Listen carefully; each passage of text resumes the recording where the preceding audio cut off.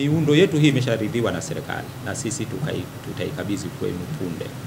Mimi nichukue nafasi hii baada ya kukupongezeni ni kuombeni kwamba takapoenda kupitia yako mambo mahususi ya kwenda kuyazingatia.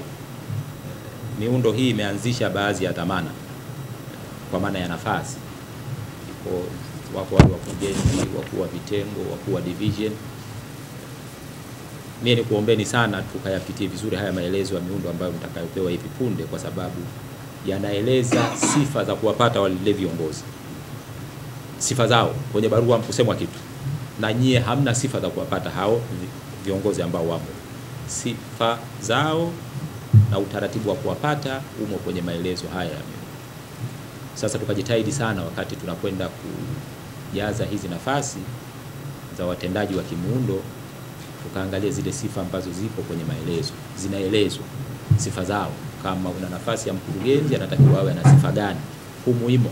Manake tukienda kufanya vinginevyo yanakuja mambo mawili. Kwanza tutakiuka maelekezo ya serikali, kwa sababu serikali imeridhia ikisema kwamba sifa ni hizi. Lakini la pili, tunaweza tukaleta sitafahamu kwenye taasisi zetu. Manake kama sifa imewekwa ya afisa mwandamizi, pengine umeenda kumweka mtu ambaye ni hajafikia ngazi ya afisa mwandamizi, manake unampa nafasi yule mwingine kulalamika pia. Inaweza kaleta sitafahamu na haitatupa amani. Lakini pia jingine ni zile mamlaka za uteuzi.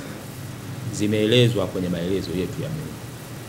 Kama una nafasi ya mkurugenzi wa ndani atateuliwa na nani, imeelezwa. Kama una nafasi ya mkuu wa kitengo anateuliwa na nani, imeelezwa. Kama muundo wako una nafasi ya mkuu wa division anateuliwa na nani, pia imeelezwa huko. Sasa nikumbushe tu kwamba tukajitahidi sana kuyazingatia hayo, ili sasa yale ambayo serikali imeridhia tukayatekeleze kwa vitendo. La mwisho, viongozi wenzangu, ambao nataka nikumbushe kwamba sasa mpira huu uko mikononi mwetu. Tulikuwa tunaamini kwamba taasisi zetu zinakabiliwa na changamoto katika utekelezaji wa majukumu yake. Tulikuwa tunaamini hivyo. Na ndio maana katika mapendekezo ya miundo tunaziomba taasisi ziseme kwa nini unahitaji muundo. Tunasema mle sisi tuna changamoto, muundo wetu au ndani na miundo ya sasa ya serikali, muundo wetu umekosa hichi, muundo wetu umekosa hichi. Serikali imeyasikia, imeshayatafutia dawa. Sasa ni sisi kwenda kuprove kwamba zile changamoto sasa ziondoke, kwa sababu mwarobaini wake kwa mujibu wetu sisi ni huu.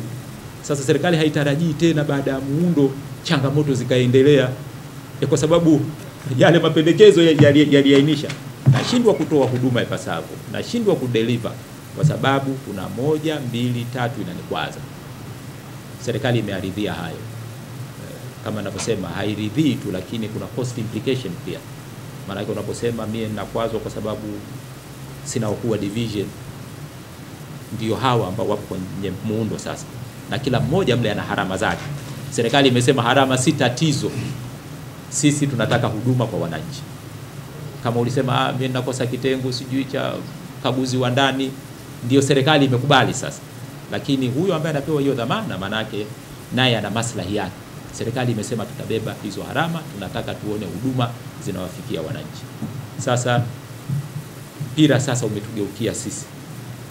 Matarajio ya serikali inabeba harama kwamba yale ambayo tuliyaona changamoto sasa tutayafanyia kazi. Kwa hiyo mimi nikuombeni watendaji wenzangu, watumishi wetu tukakae nao huko tuwaeleze.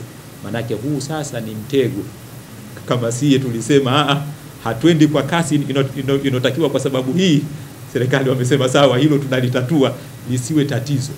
Sasa na wao tukawaelimishe wajue kwamba yale majukumu serikali imeshatimiza wajibu wake, sasa kazi imebakia upande wetu. Baada hayo mimi nimalizie kwa kushukuruni sana watendaji, na niseme tu kwamba bado milango yetu wakuu wa taasisi itaendelea kuwa wazi, sababu sote tunajenga nyumba moja. Baada ya utekelezaji huko, mkiona mna changamoto yoyote kama tulivyosema awali, tupo, tutaendelea kushirikiana na tutashauriana. Usisahau kusubscribe, kulike, kucomment na kushare. Mshindo TV.